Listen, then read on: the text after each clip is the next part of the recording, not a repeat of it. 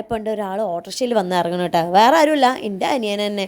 ഓനക്ക് എന്ത് തോന്നിയിട്ടാണോ എന്തരോ. കല്യാണം കഴിഞ്ഞിട്ട് ഇത് ആദ്യമായിട്ടാണ് വീട്ടിൽ വന്ന് നിൽക്കാനായിട്ട് വരുന്നത്. പെങ്ങളെ എടുത്തൊരു ദിവസം നിൽക്കാൻ പൂതിയായിട്ടായിരിക്കും. ഓര് വന്നോണ്ട് തന്നെ ബാബു നേരെ പോയി കണ്ട് മന്തിയൊക്കെ വാങ്ങിക്കൊടുത്തിട്ടുണ്ടായിരുന്നു കേട്ടോ. ഓൻ വിളിച്ചിട്ട് ആദ്യം ചോദിക്കണം എന്താണെന്നറിയോ, എന്താണ് അവിടെ സ്പെഷ്യൽ എന്നാണ്. മന്തിയും ഹണി അൽഫാമും കേട്ടോ ബാബു വാങ്ങിക്കൊടുത്തിട്ടുണ്ടായിരുന്നത്. ഓന് എടുത്തിട്ട് ഉമ്മയും കൂടെ വന്നിട്ടുണ്ടായിരുന്നു. ഞങ്ങൾക്കാണെങ്കിൽ ഇന്ന് ഇവിടെ ഉച്ചക്ക് സാദാ ചോറും മീൻ കറിയൊക്കെ ഉണ്ടായിരുന്നു. പിന്നെ ഓൻ വരുന്നുണ്ടെന്നില്ലേ എന്ന് വിചാരിച്ചിട്ടാണ് മന്തി കൊടുത്തത്.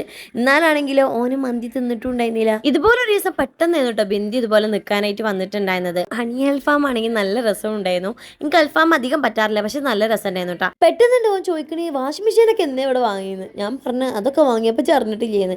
ഞാൻ അറിഞ്ഞിട്ടില്ല, എന്നാലും തരക്കേടില്ലല്ലോ എന്ന് അറിയാം കേട്ടോ. ഓന് അല്ലെങ്കിൽ ഓനുണ്ടതൊക്കെ അറിയണം.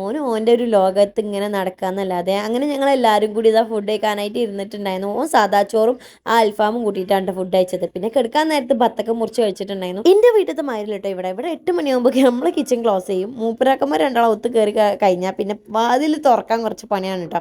ബത്തൊക്കെ കാണാൻ തീരെ മധുരമില്ലായിരുന്നു.